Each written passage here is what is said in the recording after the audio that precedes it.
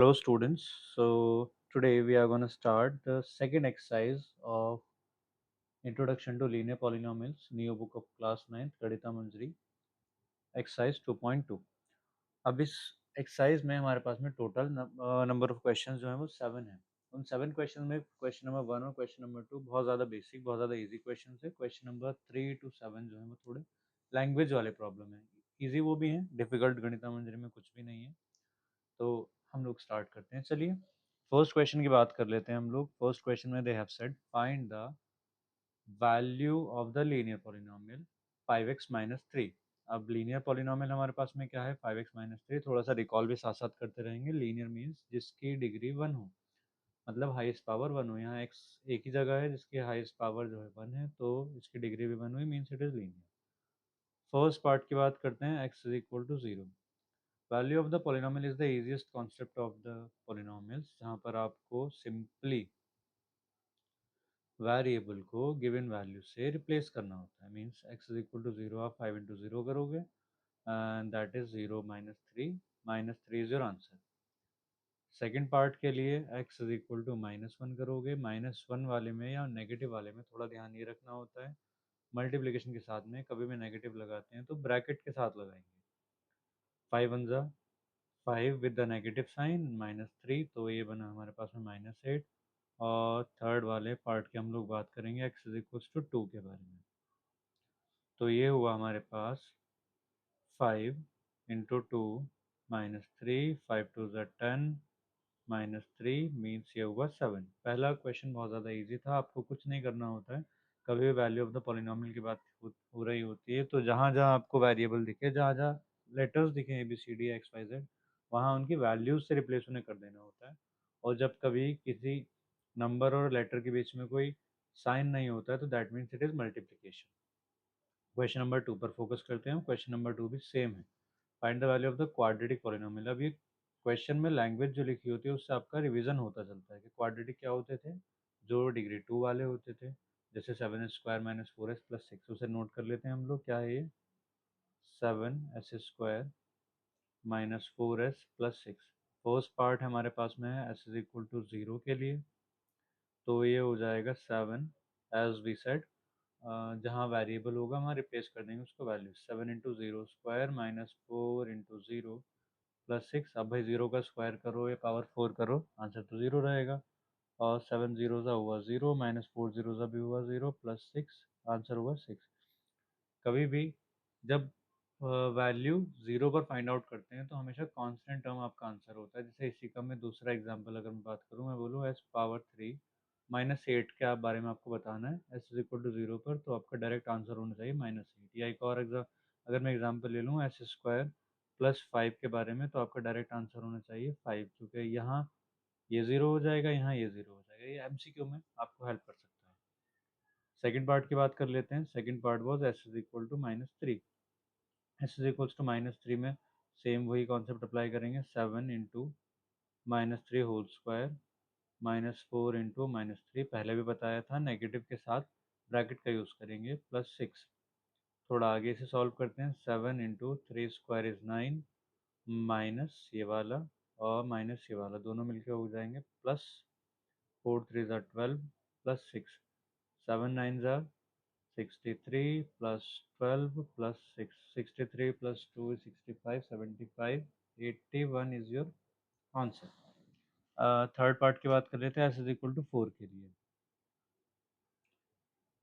S is equal to 4 में भी कोई डिफरेंस नहीं है, सेम वही सब चीज़ें रिप्लेसमेंट करेंगे। Means 7 into 4² -4 into 4 plus 6, 4² is 16 -4 4 ज़ा 16 plus 6, 16 7 is 112 minus 16 plus 6 is -10, 102 आपका आंसर हुआ। तीनों पार्ट्स हमारे बहुत इजीली हो चुके हैं। इससे आगे क्वेश्चन नंबर 3 पर आते हैं। क्वेश्चन नंबर 3 में they have said the present age of Salil's mother is 3 times Salil's present age. After 5 years their ages will add up to 70 years, find their present ages. अब यहाँ एजेस की बात हो रही है। जब कभी भी इस तरह के क्वेश्चन आते हैं तो आपको ढूंढना होता है कि सारा का सारा जो क्वेश्चन है किस एक की पॉइंट पर डिपेंड कर रहा है, किस एक पार्ट पर डिपेंड कर रहा है। सारा क्वेश्चन अगर हम लोग देखें तो सलील की प्रेजेंट एज पर डिपेंड कर रहा है, और वही हम लोगों को फाइंड आउट भी करनी है उसकी मदर की एज के साथ में। तो ये क्वेश्चन स्टार्ट होगा सलील की प्रेजेंट एज से। हम लोग सोल्यूशन में स्टार्ट करेंगे अजम्पशन से। Let Salil's present age is equals to x years. उन्होंने बोला है सलील की जो भी प्रेजेंट एज रही होगी उसकी मम्मी की एज उसके 3 टाइम्स रहेगी। मतलब सलील की एज अगर 10 है तो मदर की एज हो गई 30। सलील की अगर 12 है तो मदर की एज हो गई 36। सलील की अगर 20 है तो मदर की एज हो गई 60। जो भी सलील की एज रही है मदर की 3 टाइम्स है, तो सलील की एज अगर एक्स है तो मदर की कितनी हो जाएगी 3x। यहाँ पूरी लैंग्वेज लिख देते हैं। सो सलील मदर्स प्रेजेंट एज,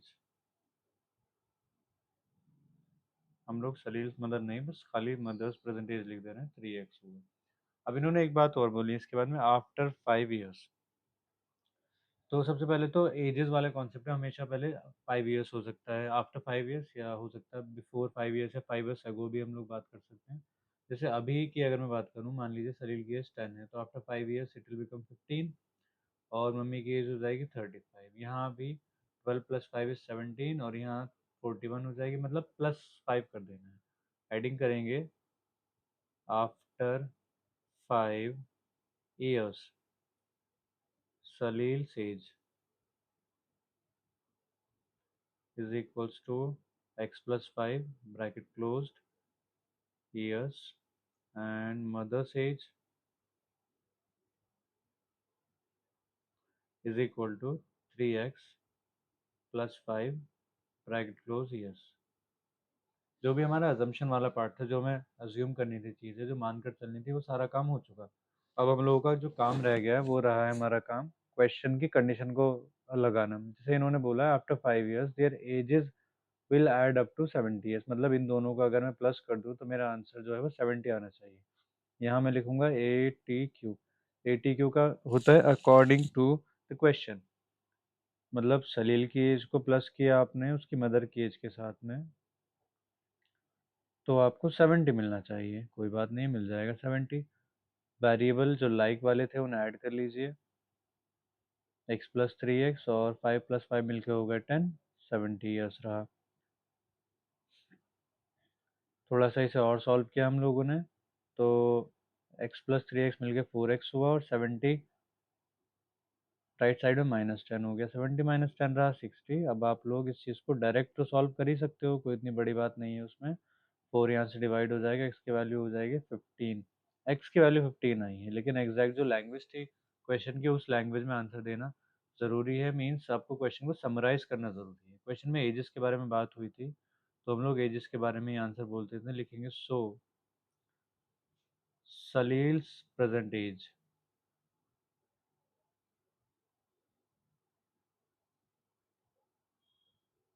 जो कि x थी, तो यहाँ हो गए 15 ईयर्स, और उसकी मदर की प्रेजेंट एज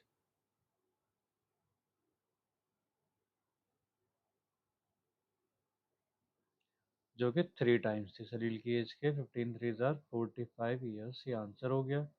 अब इस पार्ट को, कंक्लूजन को, आप चाहें तो ब्रैकेट में कंटेन कीजिए, बॉक्स में डालिए, बट आपको हाईलाइट करके दिखाना है कि हाँ हमारा आंसर यह है। नेक्स्ट क्वेश्चन की हम लोग बात कर लेते हैं।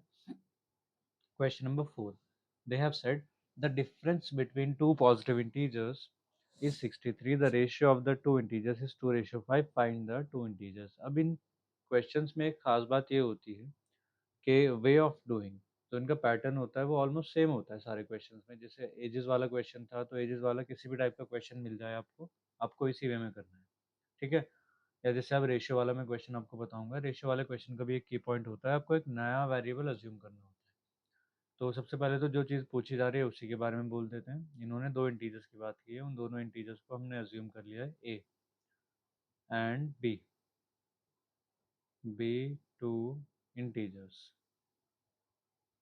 क्वेश्चन में उन्होंने रेशियो की बात की है, रेशियो की बात की मतलब ए और बी का रेशियो 2 और 5 के रेशियो के इक्वल आता है। रेशियो वाले सारे के सारे क्वेश्चन इसी तरह से होते हैं, मीन्स आप एक इन रेशियो को एक नया वेरिएबल अज्यूम कर लोगे, मान लीजिए मैंने के बोल दिया, उसके ब्रैकेट में लिख देना है से, मतलब ये हमारा अजम्पशन है कि रेशियो इसके इक्वल आएगा। फर्स्ट पार्ट फर्स्ट इंटू के इक्वल मीन्स ए जो है हमारे पास में वो 2 के इक्वल, इसी तरह से सेकंड पार्ट 5 के इक्वल हुआ। हो सकता है इसके और ज़्यादा पार्ट्स भी होते हैं, हो सकता है 3 पार्ट्स का रेशियो होता तो हमारे पास में वो भी सेम इसी तरह से हो जाता। First part first into variable, second part second into variable, ये हमारे पास में दोनों के दोनों इंटीजर्स का अजम्पशन आ चुके हैं। इन्होंने बोला है the ratio of the two integers 2:5। इस कंडीशन को हम लोग यूज़ कर चुके हैं। Difference between two positive integer 63। अब पॉजिटिव इंटीजर्स तो ऑब्वियसली ये वाला ग्रेटर हो जाएगा इसमें, इनका डिफरेंस दे रखा है। तो according to question difference means -5k -2k is 63, minus हुआ तो 3k विल बी 63, और यहीं से k की वैल्यू आ जाएगी हमारे पास में 63/3 इज 3 2 6 3 1 3। के नहीं पूछा था, के तो हमारा अजम्पशन था, ना ही ए और भी पूछा थे, वो भी हम लोगों ने अज्यूम किए थे। लैंग्वेज क्या थी, टू इंटीजर्स आपको बताने हैं। तो सेम जैसे अभी पुराने वाले क्वेश्चन में बताया था कि कंक्लूजन इज मस्ट, कंक्लूजन आपको देना ही देना पड़ेगा। सो द इंटीजर्स, या फर्स्ट इंटीजर मैं यहाँ लिखना चाह रहा हूँ। सो द फर्स्ट इंटीजर जो है हमारे पास में वो 2k था, 2 × 21 42 हुआ। सेकेंड इंटीजर या जो लैंग्वेज है पॉजिटिव इंटीजर, वो भी आप लिख सकते हो। Sorry not 3, it is 5। 5 × 21, 5 × 21 is 105, and that is your answer. दोनों के दोनों इंटीजर्स जो हैं आपको वो मिल चुके हैं यहाँ से। रेशियो वाले क्वेश्चन का जो मेन जो की पॉइंट था वो ये वाला था, जिसे मैं बॉक्स में कंटेन कर देना चाह रहा हूँ यहाँ से। मतलब रेशियो वाले क्वेश्चन को एक नया वेरिएबल अज्यूम करके करते हैं, फर्स्ट पार्ट फर्स्ट के इक्वल और सेकंड पार्ट सेकंड के इक्वल हो जाता है। Let us do the third question now. इन्होंने बोला है Ruby has 3 times as many 2 rupee coins as she have 5 rupee coins. If she has a total rupees 88, how many coins does she have? इनकी जो dependency है हमारे पास में वो number of coins के ऊपर है, कॉइन्स का अमाउंट नहीं, नंबर ऑफ कॉइन्स के ऊपर हमारी डिपेंडेंसी बात कर रही है। तो इसी में देखते हैं हम लोग। I will give you 1 minute to read this question. देखिए कि कैसा हो सकता है, वीडियो को पॉज करके देख लीजिएगा आराम से, and then try it. Okay, so you must have tried it already. अब हम लोग इस क्वेश्चन को सॉल्यूशन का स्टार्ट करते हैं। इन्होंने बोला है कि रूबी के पास जो भी 2 रुपीज़ कॉइन्स हैं वो 3 टाइम्स हैं जैसे जितने उसके 5 रुपये कॉइन्स थे। तो जो डिपेंडेंसी हमारी है 5 रुपये कॉइन से स्टार्ट हो जा रही है। तो हम लोग बोलना चाह रहे हैं यहाँ से लेट 5 रुपये कॉइन्स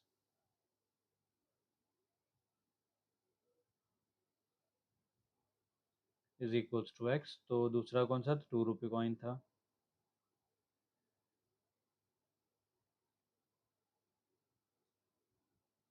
वो कितना हो जाएगा भाई, वो 3x हो जाएगा। अकॉर्डिंग टू क्वेश्चन इन दोनों का जो टोटल अमाउंट है वो मिलकर बैठ रहा है 3x। जैसे आप मान लीजिए 5 रुपये कॉइन मेरे पास में 1 था, तो टोटल अमाउंट 5 ही बना। अगर मेरे पास 2 होते तो 5 × 2 बन जाता, मतलब 10 रुपीज़ हो जाते। अगर मेरे पास 3 होते तो 5 × 3 मतलब के 15 हो जाता। मेरे पास टोटल x है, तो जो अमाउंट बैठेगा इसका वो 5x बनेगा। इसी तरह से 2 रुपीज़ का 3x था, तो इसको 2 से मल्टीप्लाई करने पर अमाउंट मिलेगा। अकॉर्डिंग टू क्वेश्चन इन दोनों का जो सम है वो 88 आ रहा है। तो हम लोग बोलेंगे 5x plus 2 × 3x is equals to 88। यहाँ ध्यान देना है, ये कॉइन का अमाउंट है, ये उसके नंबर है। यहाँ पर ये अमाउंट है और ये वाला नंबर है। सेम ये अमाउंट है और ये वाला नंबर है, जैसे 2 रुपीज़ कॉइन और 3x इन टोटल। तो क्या हुआ, ये 5x प्लस 6x 88 के इक्वल हुआ, 11x 88 के इक्वल हुआ, और x के वैल्यू डायरेक्टली हम लोग बोल सकते हैं 8 आ गई है। x तो पूछा ही नहीं था कभी, लैंग्वेज में क्या पूछा था, how many coins does she have of each type, मतलब यही x और 3x की वैल्यू पूछी थी। तो इसी को लास्ट में कंक्लूड करेंगे, बोलेंगे सो 5 रुपी कॉइन्स कितना हुआ 8 एंड 2 रुपी कॉइन